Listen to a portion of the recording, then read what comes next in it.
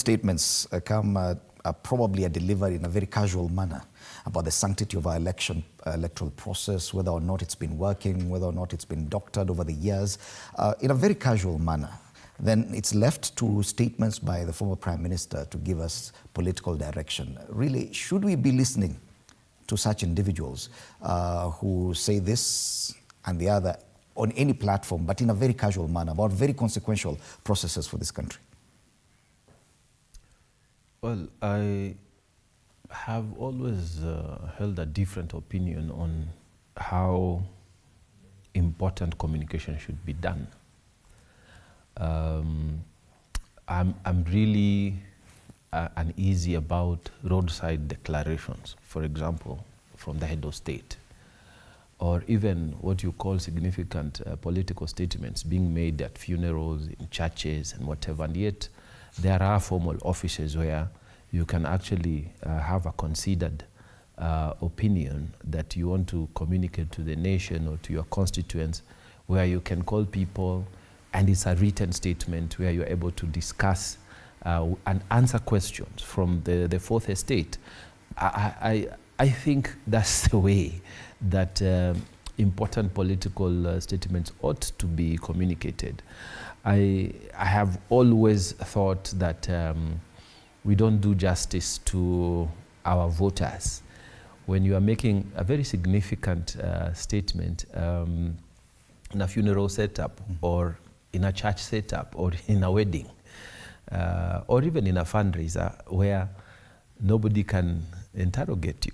So now the fourth estate is left now to come and interrogate us as third parties, and we hazard what really it means. But having said that, I think that we need to give respect due to where it belongs. Age, wisdom, and all this, they matter in politics. There are some people who, just by the way they are talking on the floor of the House or even in public gathering, you can clearly see this one, he's still wet material. The mud has not, whatever, he's supposed to be shaped. And there are people, when they speak, even in various setups, you can see there is some experience, something that is speaking, that I can probably go with it more than the rushed, hurried, and whatever kind of speeches that people give in various functions. For instance, if I see Honorable Kirwa in a public function, I would want to hear what he's saying. And I know the manner he would deliver it would be different from maybe a first-timer or people who are excited with national politics.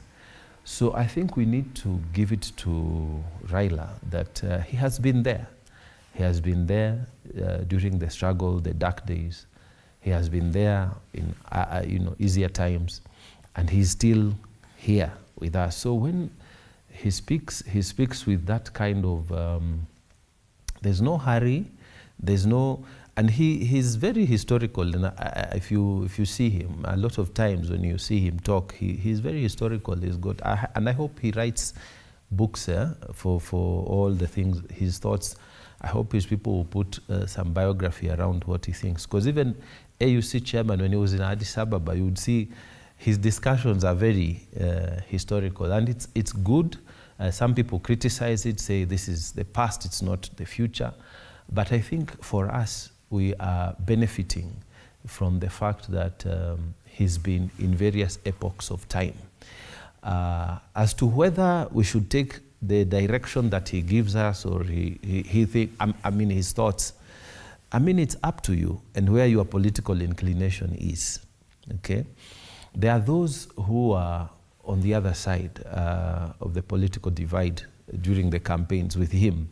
He has left, he has come on this side. So they treat him as opposition, and whatever he says, he'll oppose. And there are those of us who were opposing him, and when he's now on this side, we treat him as being on our side. But really, I think he is speaking like an old man. And you know, old men don't have restrictions. They just tell you as it is. And old men also, they are like grandfathers. They are loved more than their parents, you know.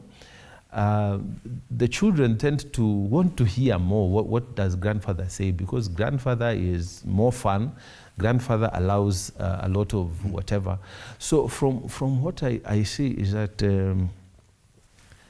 you may not agree with him, you may agree with him, but what you can't deny is that he's got political experience, he's got political gravitas, so you cannot ignore what he says. So I think that's... But the political space that Raila Odinga occupies is a special one in the Kenyan context.